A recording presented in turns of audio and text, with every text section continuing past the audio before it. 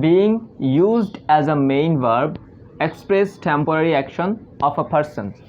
When we use being as a main verb, it's also called stative verb. Okay, that means it expresses a person's present state, temporary action. Okay, so if you look at these examples, you see he is being concerned about his fluency. Here is auxiliary verb, being main verb, followed by adjective concerned. So when we use being as a main verb, it expresses person's temporary behavior followed by noun or adjective. Okay, so you see he is being concerned about his fluency.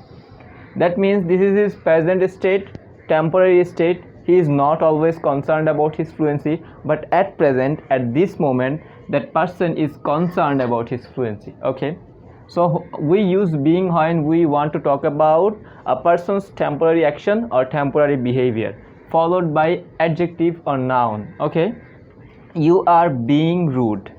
That means you are naturally not a rude guy, but you are behaving rude with someone at this moment. Okay, I'm being serious. That means I'm not serious always, but I'm now serious. If I say I'm being serious about my work, that means at this moment I'm serious about my work, but I'm not always a serious guy. Okay, so I'm being serious.